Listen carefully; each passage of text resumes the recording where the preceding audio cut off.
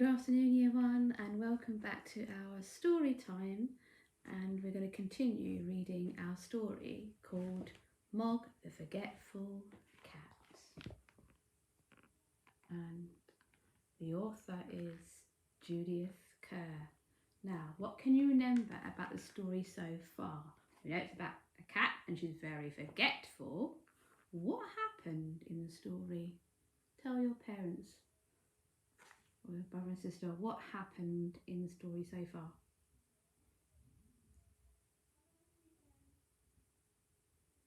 Okay, and what does she always forget? She always forgot to do something. What does she always forget? Remind your parents what she always forgot. That's right, she always forgot to use the cat flap, which is to get in and out of the house. Now, we read the part where Mog was very sleepy and she had a dream. And she dreamt of flying. It looks really strange, doesn't it? And then Miss Thomas said, "Bother that cat." Debbie said, "I think you look nicer without a hat."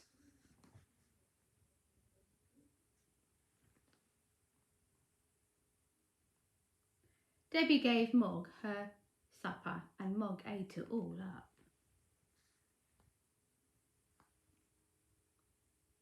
Then Debbie and Nicky went to bed.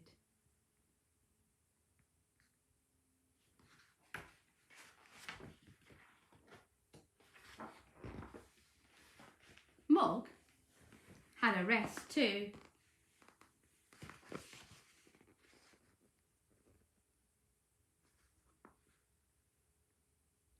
But Mr. Thomas wanted to see the fight on TV. So Mr. Thomas said, "Oh, bother that cat." So why is he annoyed at Mog? Can you see what Mog's doing? His poor tail is out the way. Oh dear.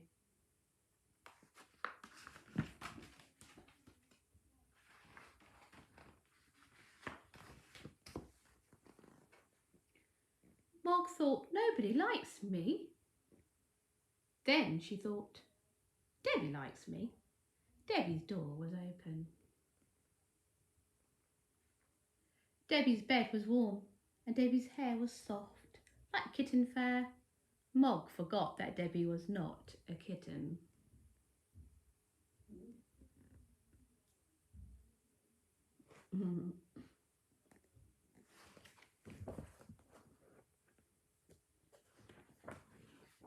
Oh, what's happened here? Debbie had a dream. What's she dreaming about?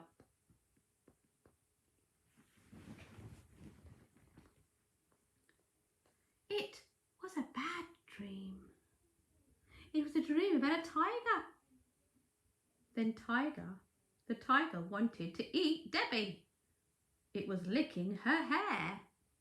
I wonder why Debbie dreamt of a tiger licking her hair and wanting to eat her.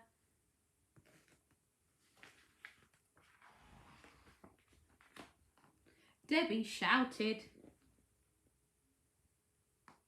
Meg jumped. Mr. and Mrs. Thomas said, "Bother, bother, bother that cat." Debbie said nothing. She was still crying because of the bad dream. Oh, do you think that was Mog's fault for Debbie having a bad dream?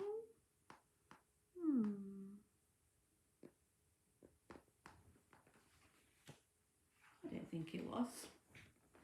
I think poor Mog just wanted a bit of company, didn't he? Mog ran out of the room and right through the house and out of her cat flap. She was very sad. The garden was dark, the house was dark too, and Mog sat in the dark and thought dark thoughts. She thought, "Nobody likes me. They've all gone to bed. There's no one to let me in." And they haven't even given me my supper. Oh, but did they give her the supper?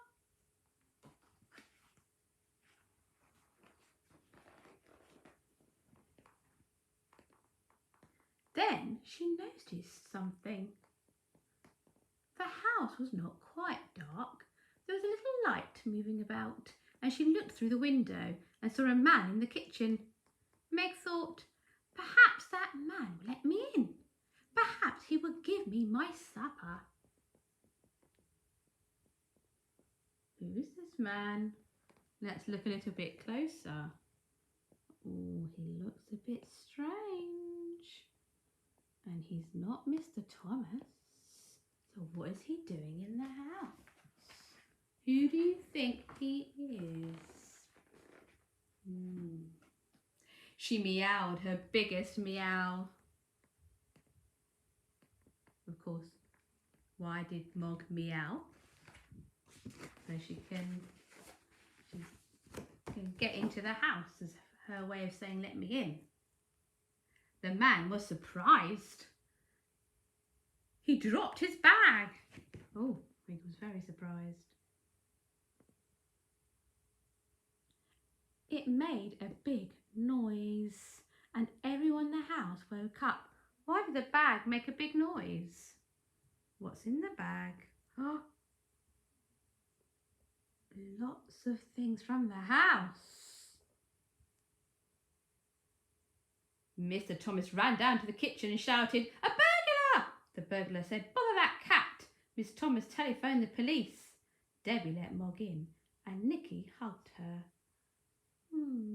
So Mum was annoyed, Miss Thomas was annoyed with Mog, but was it Mog's fault? I think Mog saved the day. Let's see what happened next. There's the police. A policeman came and they told him what had happened. The police looked at Mog. He said, "What a remarkable cat." Because Mog had caught the burglar. I've seen watchdogs, but never a watch cat. She will get a medal. Debbie said, "I think she'd rather have an egg."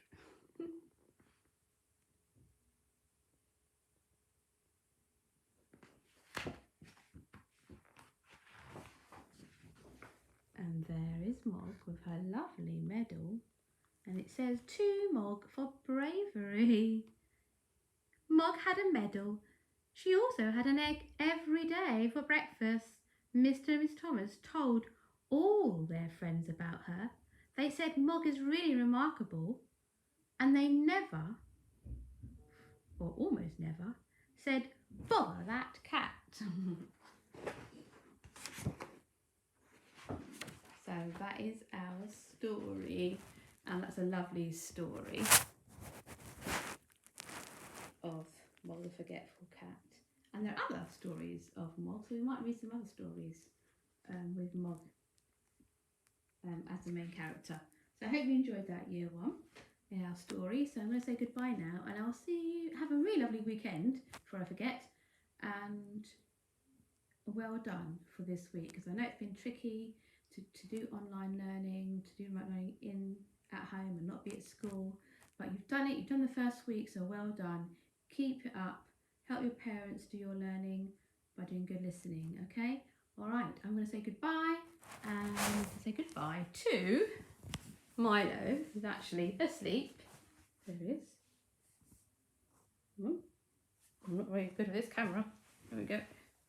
You are, Milo. Are you going to say goodbye to year one? Milo. He's really all snuggled up. He looks really cosy, just like Mog, the cat, who loves to sleep as well in a soft place. So, bye year one, and see you next week. Bye.